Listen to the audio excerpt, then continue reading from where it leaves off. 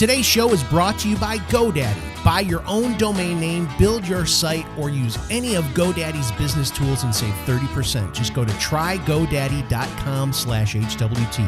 That's trygodaddy.com/HWT.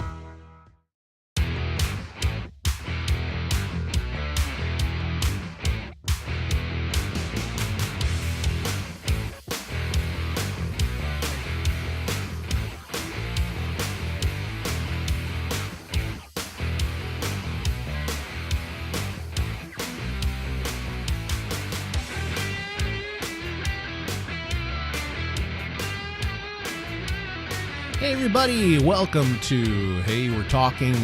It's me, Scotty D, and I've got Derek Tant in the building. Well, his building. My building.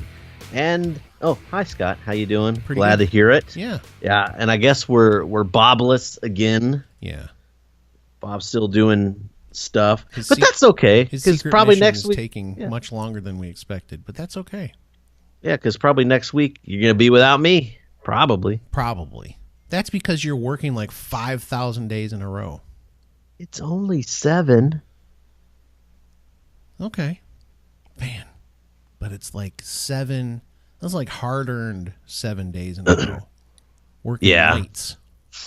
And it's like, isn't it 12-hour shifts? It is a 12-hour shift. My and goodness. You get paid. There will be some overtime, I'm sure. There will be some overtime. Now, I did mention this, like, because I had texted one of my bosses. Hey, Becky. She, because I'd mentioned that I was going to take over these days for the other nighttime charge nurse, and I texted her just to say, hey, yeah, well, remember, put me on the schedule for these days, and she was like, cool. And then she texted me back. She goes, that puts you at 7 days in a row. She's like, I'm not sure I like that.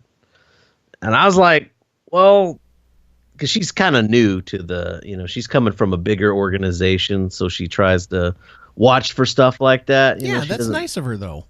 Yeah, that's cool. I mean, but like, I remember, like, I worked 7 days in a row in July, and it was like the big boss that approached me. It was like the boss that approached me. Hey, you want to work these days? And I was like, yeah, sure.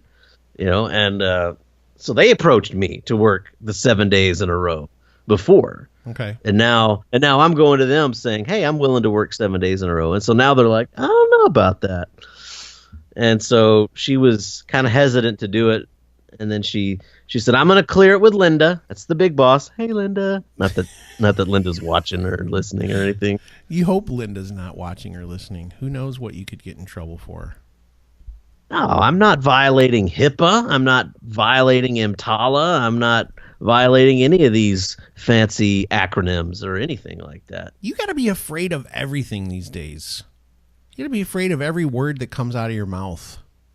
Oh, yeah. We just did some training on EMTALA, which is basically it's a regulation that governs emergency rooms. We can't turn people away. No.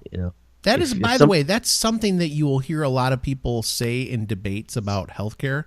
They'll be like, oh, poor people, they can't even go to the emergency room. Wrong.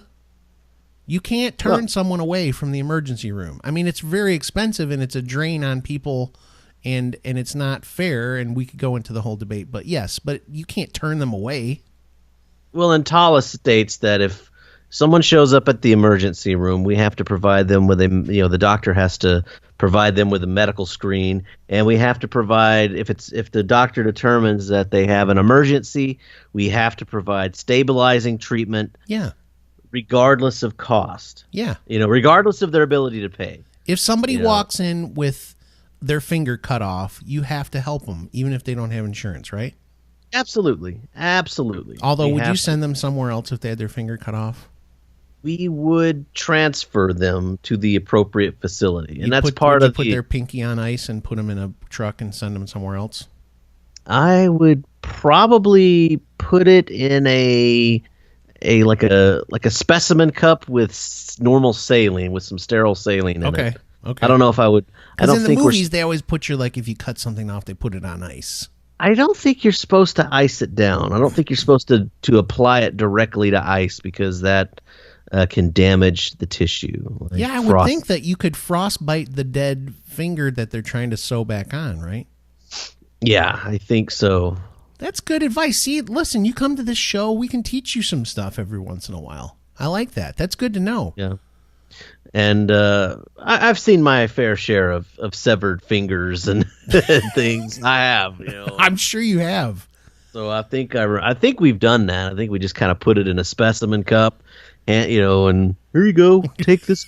Take this with you. And the person's just sitting there. Oh my gosh, my finger's cut off. No, we'll hand it to the ambulance person. Good. Because that would suck if you're like, here's your finger. Make sure you take care of that on the way. Don't drop it. Yeah, but yeah, I like when you do that. When you Medicare and say something crazy and you just go, yeah. Medicare and Medicaid are, they kind of keep an eye on ERs and and everything like that. Yeah, and so they're the ones that came up with EMTALA regulations. They just we have to be able to provide stabilizing treatment to anybody who shows up. Now, if the doctor decides it's not an emergency, well, then we can get them to pay their copay before we treat them. Okay. And that's what that is. But if a person's in labor, you got to deliver that baby. They are not considered stable. No. Until there's a baby trying to crawl out of them. Until the baby and placenta have been delivered. Ugh. So our bosses have wanted us to be up to date on our EMTALA knowledge because it's real sketchy. It's real tricky. Yeah. Because if someone comes to our hospital, shows up to our emergency room and says, "Hey, do y'all take my insurance?" Mm-hmm. We may not accept their insurance, but that doesn't mean that we're not going to treat them. Right. And so answering them, even if we answer them truthfully, like, no, we don't take your insurance, that might encourage them to leave. Right. And that could be considered a violation of EMTALA. So we got to be careful. We're deep diving on EMTALA here. Oh, Everybody's getting an education. But this is good information, but I mean, we're getting pretty deep. Yeah, I mean, it's good information for people who work in emergency rooms. Right. So for all our emergency room worker fans, all one of us, everybody's probably like, yeah, I know, EMTALA, right? I'm saying it wrong. What is it? EMTALA. EMTALA. Anyway, what I don't know where we were going with that, but no, because I was talking about I'd scheduled to work the 7 days in a row with my boss, and it's because you said hi to Linda, and I said be careful. You don't want Linda to listen because you have to be careful of everything you say now. You can get fired for anything. You could be like, "Oh, I hate cats," and then the person might fire you because you're not allowed to say that. You can't be a cat hater. What are you, some kind of racist against cats? You catist. You catist. No, but Becky was really worried that 7 days might be a little too much for me. Right. Too much for anybody. And if I was working the day shift, sure, that totally different because it's the daytime. It's daytime. It's bananas. Everybody's awake. Everybody's up. Yeah. But when you're working the night shift, it's like maybe the first half of the shift is the busiest. Then it kind of calms down a little bit. Once you guys give everybody their Benadryl or whatever you have to put them to sleep with, you just like knock all of them out, right? Put something in their IVs. No, we try to use as little medication as possible. I like how you actually answer, even though you know I'm just being completely ridiculous. Yeah. I know it's just what I do. It's my affliction. But remember, I'm on the med-surg side and the ER side. Okay. So I'm kind of there. I mean, I know what an ER is, but I don't know what med-surg is. Med-surg is like when you're in the hospital. Yeah. Like if you get sick and you have medical surgical. Oh, gotcha. Okay. Medical surgical. The medical surgical unit. Gotcha. So if you're sick or maybe you're recovering from surgery, that's where you would be, on the medical surgical floor. Gotcha. Okay. So if you get sicker, yeah, we can send you to an ICU. Yeah, intensive care unit. See, I know Yeah. that one. So the med surge is the not so intensive care unit. We kind of care. You do care, but you're not intensively caring. Yeah. You always care because you took an oath. Did I? I'm sure I did. Probably sure you did. I'm sure I did some Florence Nightingale. I promised to do my best to. And you put your fingers up like a scout. Yeah, that's awesome. I promised to do my best and serve my country and be honest, brave, passionate, kind, caring. Yes. Okay. And under the flag for which it stands. So we're supposed to, again, another show where Bob has scheduled something. He put down Turkey Adventures. What does that even mean? I don't know. What does Turkey Adventures mean? I don't know. Is that like a video game that we don't know about? No, I've never had an adventure with a turkey that I can remember besides eating it. That's it. I've never hunted a turkey. No. I've never had to kill a turkey. I've never had to kill anything I've eaten, to be honest with you. I mean, I might have accidentally swallowed a mosquito or something. Right. Okay, a bug maybe. That is the worst, though, if a bug flies into your mouth, I'll tell you. You know what happened to me is, do you guys get these things? They look like ladybugs, but they're beetles. Have you seen these things? Scott, insects are the most abundant and numerous form of life on Earth. So I'm sure. In Michigan, they would like literally cover the sides of buildings. They'd be everywhere during a certain time of year. I forget if it was spring or fall. And I was outside and I was doing something, and all of a sudden I was like, and I opened my mouth and one went all the way into my throat, and I was like, and they're like stink bugs almost. They have this horrible, horrible smell. And that thing went right into my gullet, and I was just like, I mean, I felt like I was going to puke immediately. There are 13 species of insects being discovered every single day, and you expect me to be able to keep track of your Michigan stink bug? It looks like a ladybug. But it's deceiving. You know. It's a fake ladybug that stinks. So there you go. I don't know. Maybe, I'm sure if you showed me a picture, I would be like, oh, yeah. You know what a ladybug looks like. I mean, I'm telling you, it literally looks like a ladybug. Yeah, with the red back and the black spots. Yes. Yeah. It looks exactly like a ladybug, but it's some kind of beetle, and it's disgusting. You know, I used to see ladybugs all the time, and I never see them. Of course, I'm never really outside anymore because I sleep. I used to try and catch grasshoppers all the time when I was a kid, and I don't see them anymore either. Where have all the grasshoppers? Where have all the ladybugs gone? Where have all the fireflies gone? Yeah, where'd they all go?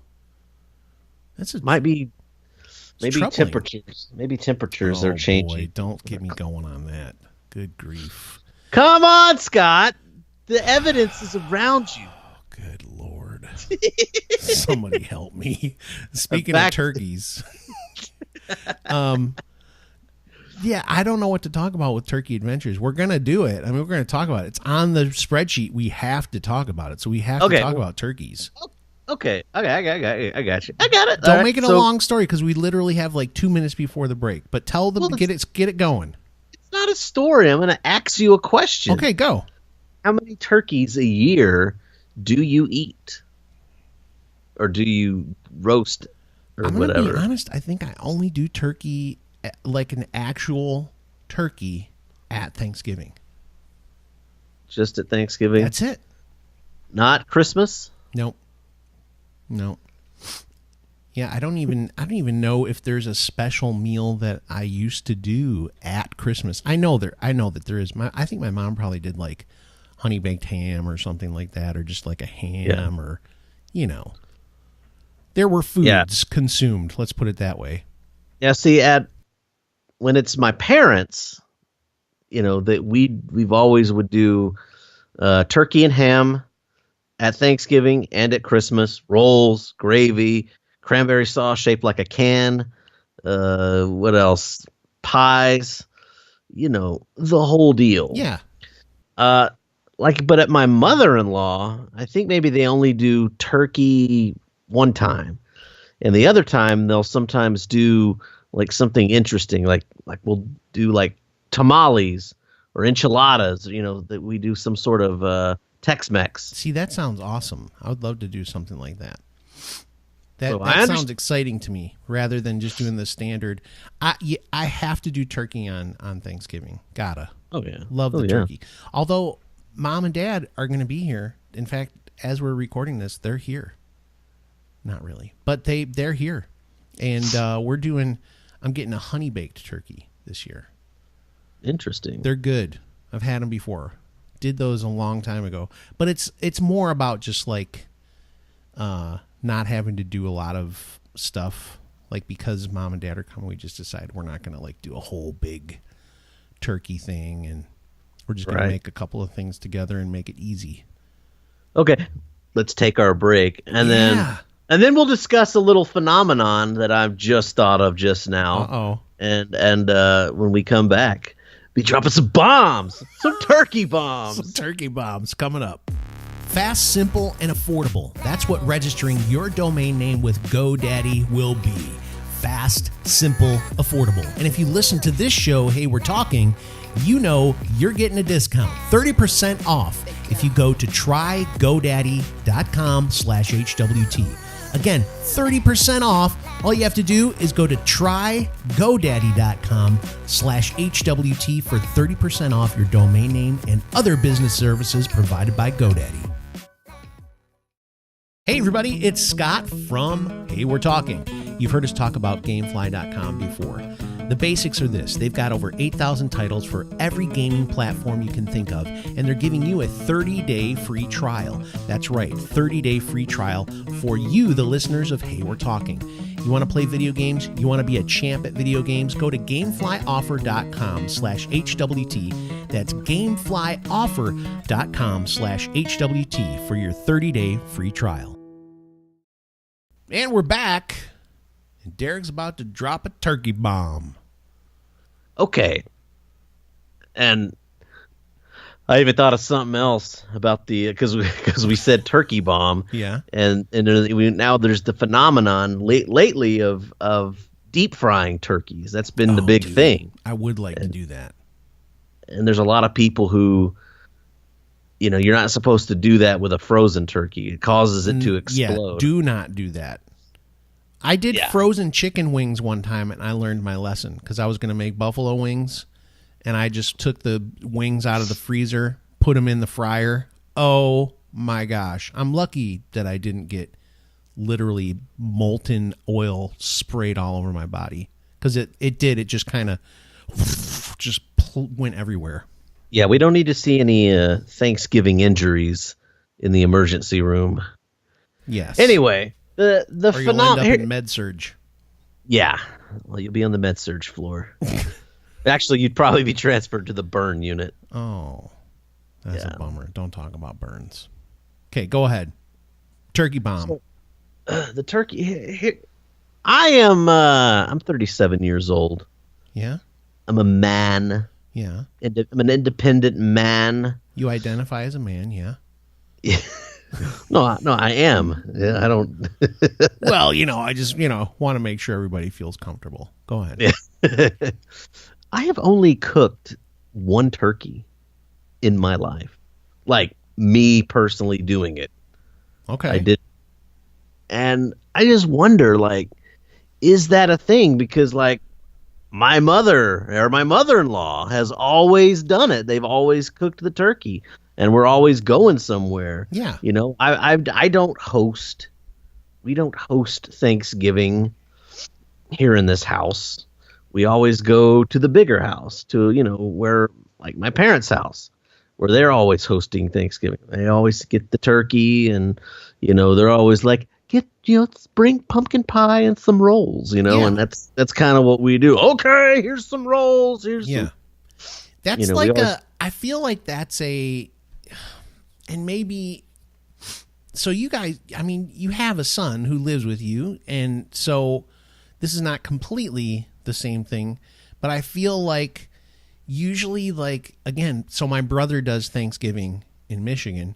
He's got 4 kids, okay? So usually it seems like either the grandparents or the people that have a bunch of kids are the hosts. Yeah. It seems like, because let's be real, if you got 4 kids, sticking at your home base is probably the best way to keep control of all the youngsters. Oh yeah, go to your room, Junior. Exactly. Like if one of the kids is acting crazy, you can be like, all right, looks like it's time to go to your room for a little while. I'll be up in a minute. You know, that kind of stuff. But again, I think it has to do with the thing you're talking about too. I think that probably my mom would like to do it, but as she gets older, I think that it's kind of a relief to not have to do it. Because it's a lot of work as you get older. Because my mom, again, would spend so much time preparing the meal. And my dad and I and my brother, I think sometimes would be out there watching football or, you know, eating snacks or whatever. You know, you have like the cheese or rolls, just like you're saying. There's a bunch of other stuff laying around. And mom's slaving away in the kitchen through the whole day until everything's ready. And I think my mom used to get up pretty dang early to get that turkey going. And it was good. Good turkey. Oh, my mom, like, I think she does it the night before or has it, like... yeah.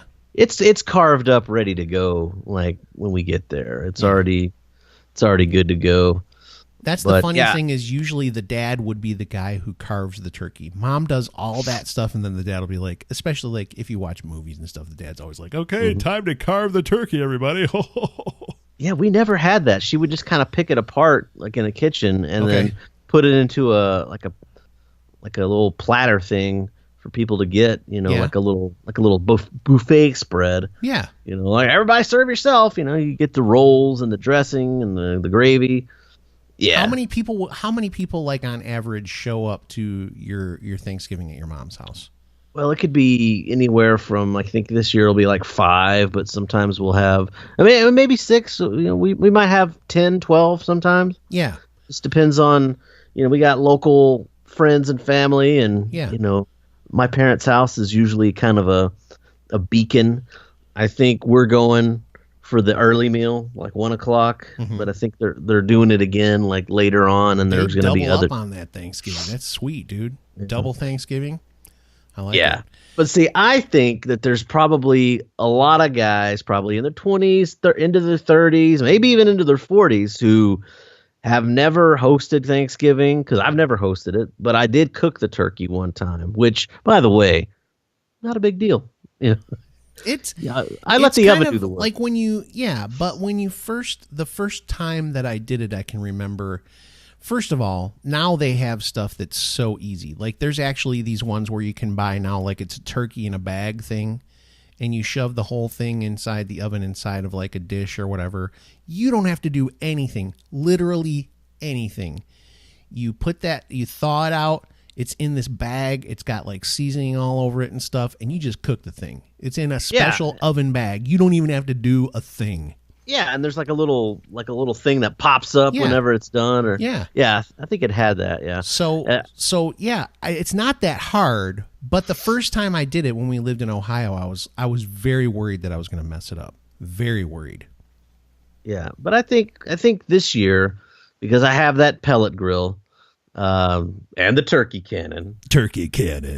I think whenever I'm gonna get a turkey this weekend or whatever weekend before Thanksgiving. You already got it. Yeah. What is today? What is tomorrow's Thanksgiving? Right. You totally got it already. So so tomorrow I'm gonna make sure it's thawed out. I'm gonna load it up I'm gonna inject it with like a butter broth and seasoning thing. Get the meat all moist, and I'll cook it on the pellet grill with the turkey cannon, and I'll take it to work, and we'll see how it is. You know, hopefully try it out right. Try it out on them people. Yeah, I did last year. I actually brined my turkey. I put it in like a brine, and man, I really tried to go all in, and it worked pretty well. It was pretty good. And then there's other times that I've done, like, again, I did the honey baked turkey one time. And usually it's just Cheryl and I, because we live away from family. So if it's just us, it's just us. I think we did, actually last year, I take that back, we did go with Bill's family. We brought the turkey, and we went over to Bill's house. So, but it worked out well. It was nice. Yeah, I've been seeing a lot about this brining the turkey. I don't think that's like a huge thing here in Texas. It's basically just it's literally just like really salty ice water with different season and stuff in it, and it just penetrates the bird.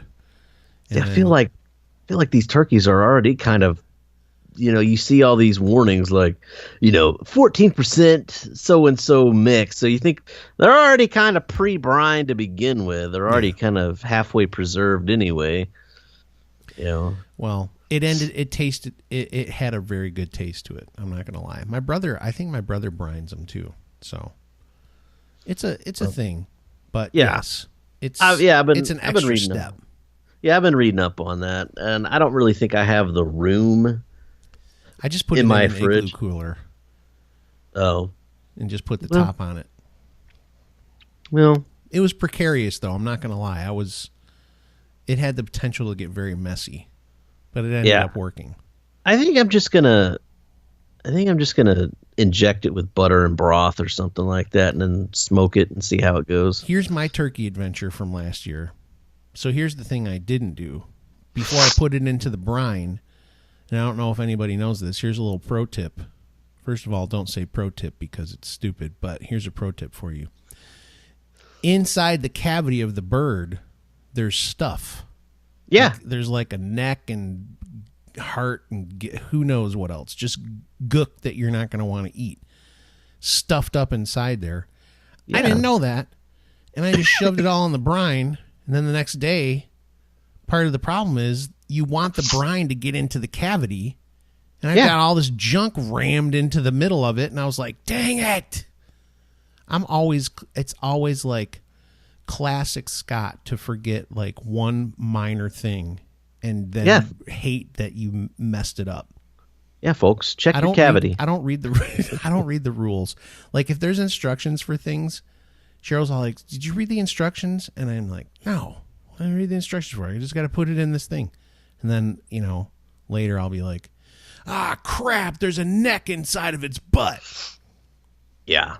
Guys, don't forget your annual Thanksgiving cavity search. You do need to take the stuff out, I'm telling you. Yeah. Actually, I think the neck is at the neck and you have to cut it off. And then the other stuff is like organs that they cram up into the cavity. But see, I think that's the reason why there's so many like turkey misadventures is because everybody's used to like their parents or their grandparents hosting Thanksgiving. They take turkey, they're the ones cooking the turkey. And so as you get older, it's like you start to take on these responsibilities. You're having kids. So you're like, all right, I'm going to take the turkey. We're going to deep fry the turkey. And people forget that it takes like days to like thaw a turkey in the fridge, like days and days. If it's not like a chicken that can like defrost maybe in 24 hours. It can take like 3 or 4 days. That's why Butterball has a hotline. They have a number you can call because so many people don't know what to do with the turkey. You can literally call them. 800 number. Butterball, I need your help. What do I do with this turkey? And they'll help you. They have step-by-step instructions on the internet. I mean, they've got it all. It's covered. Butterball is in their sweet spot right now. They're like everybody, all hands on deck at Butterball. I wonder if they have like a Butterball call center. Or they maybe do. Maybe it's like somebody on call. Like, do you really want to be? It's not just one person. It's tons of people. I'm telling you. I know, but like, are they all there, like working at a call center on Thanksgiving? They're in a call center, dude.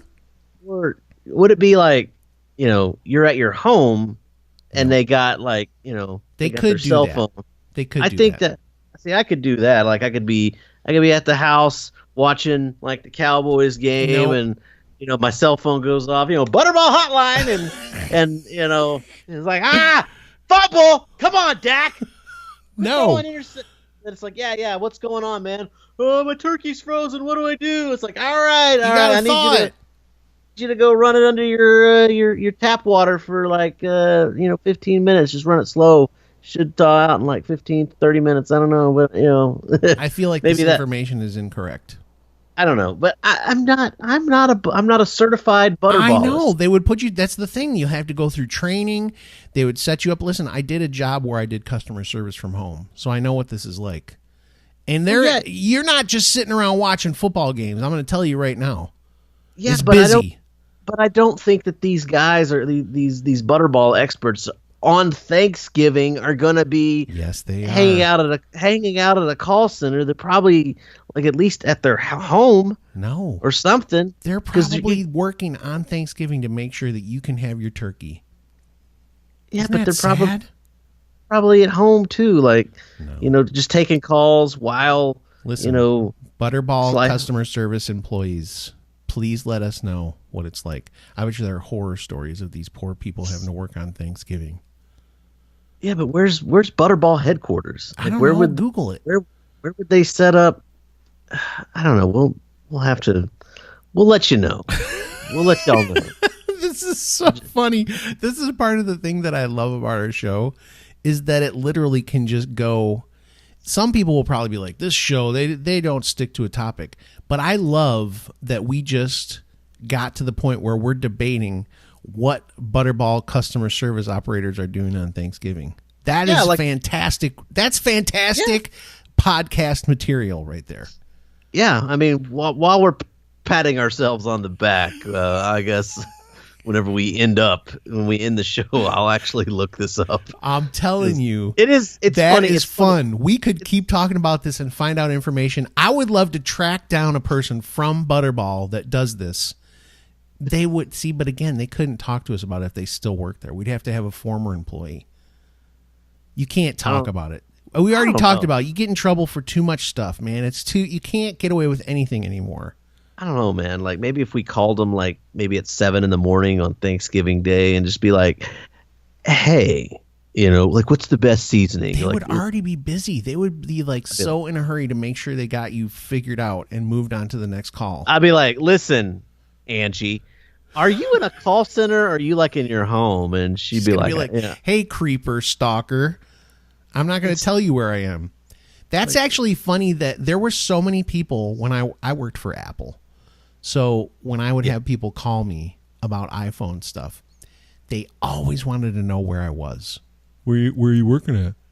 Now, I worked from home, but they didn't need to know that. I was kind of like, I'm at Apple. That's what they told you. You're just supposed to just tell them, you could say where you are if you really wanted to. Yeah. But why am I going to tell some perfect stranger calling Apple? Yeah, I'm on this street in South Carolina. Come on down. Well, because they want to know that you're not in Pakistan, and they want to be able to know that they sound like I'm from Pakistan. No, but they just need that assurance. They need that blessed assurance that you're not in Pakistan, and they need to be able to know that they can talk to your supervisor. Let me talk to your supervisor. Exactly. All right. On that note, I'm going to pass this show off to our supervisor. And thank you for listening. And we are going to get to the bottom of this Butterball thing. We definitely are. We're going to find out what's going on. All right, we'll talk to you guys soon. Thanks for listening. Preach.